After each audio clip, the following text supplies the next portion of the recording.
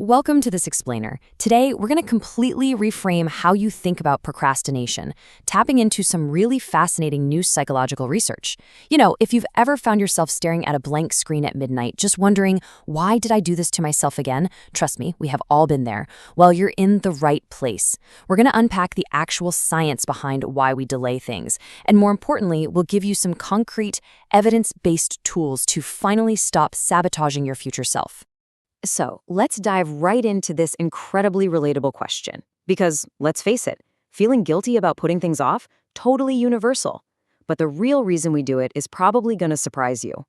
We usually beat ourselves up, right? Thinking we just lack willpower or that we're somehow terrible at managing our time. But researchers have found out that time management actually has very little to do with it. None at all, really. To genuinely answer this question, we have to look at how our brains handle discomfort. Section 1. Why we really procrastinate.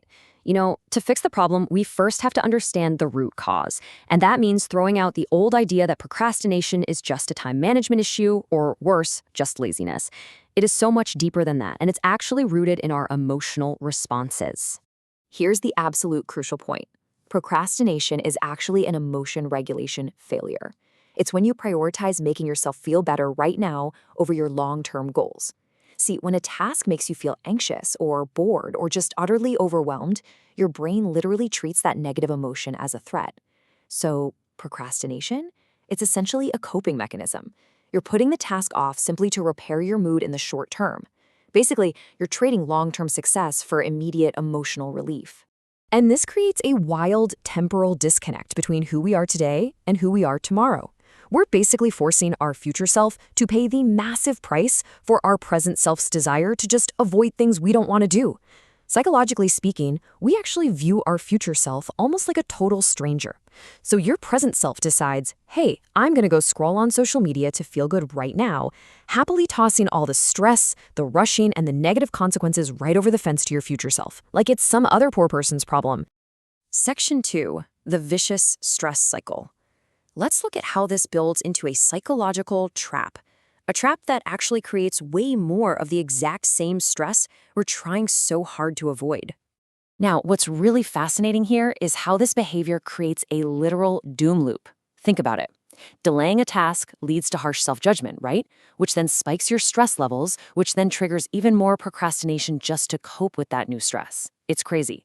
You delay the task to feel better, but almost instantly the guilt sets in. You start blaming yourself, which makes you feel terrible, and because procrastination is driven by that need to escape negative emotions, this brand new stress just makes you want to procrastinate even more. It is a relentless, self-feeding cycle. I'm thinking now that I'm simply too stupid to benefit from more studying, so I'll just hang out on Facebook. Wow. That quote is a perfect real-world example of what researchers call a procrastinatory cognition. It's a ruminative, intensely self-blaming thought that treat procrastinators frequently used to punish themselves. When researchers actually logged the real-time thoughts of people while they were procrastinating, they found this intense, dark pattern of self-depreciation. So it's not just that you aren't doing the work, it's that you're actively tearing yourself down while not doing the work. And that completely drains the mental energy you'd need to actually get started. Section 3.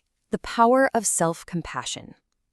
Now, if self-blame is what fuels the cycle, then breaking out of it requires a pretty radical shift in how we treat ourselves, which brings us to the science of self-compassion.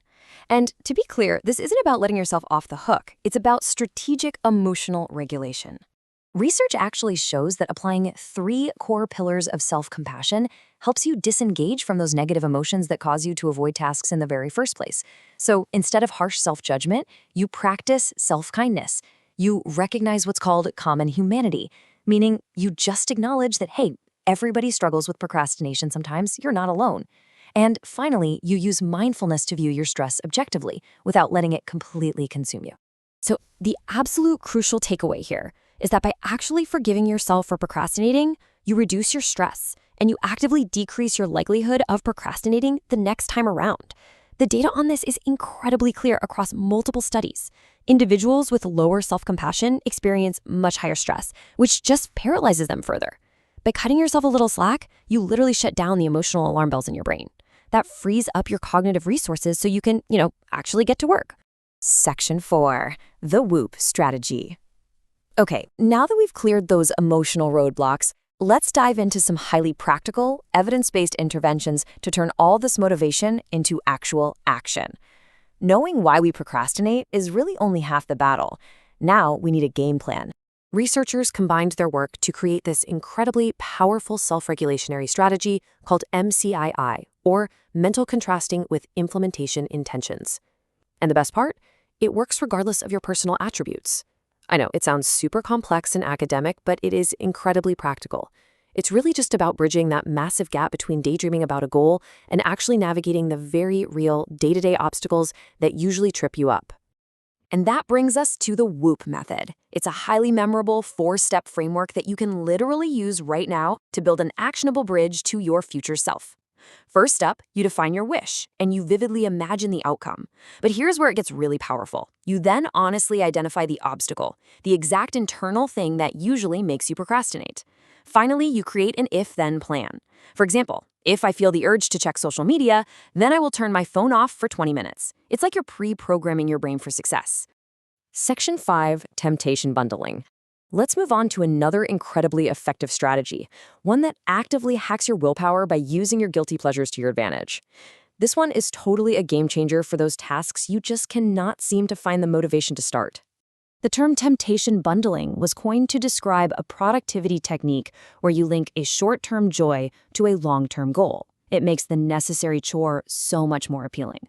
Remember how we talked earlier about procrastination being driven by that intense desire for immediate gratification? Well, temptation bundling leans directly into that. It gives your present self the instant reward it's craving while forcing it to simultaneously complete the task that actually benefits your future self.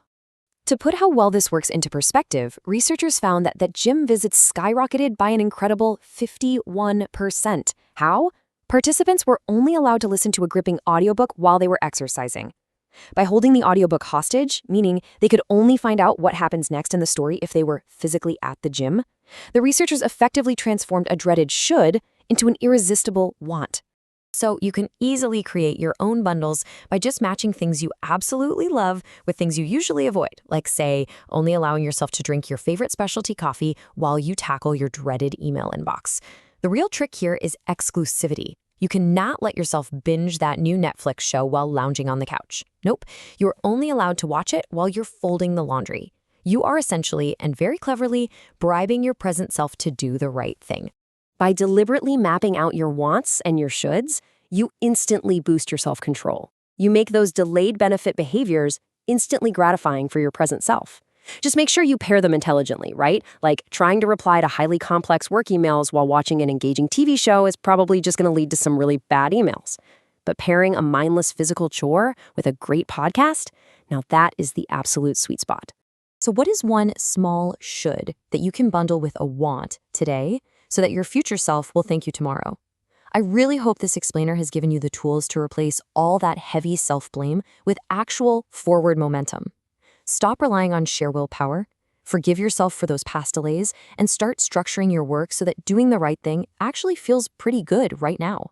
Seriously, think about it. What can you bundle together the second this explainer ends? Take a moment, make your plan, and go give your future self a break. You've got this.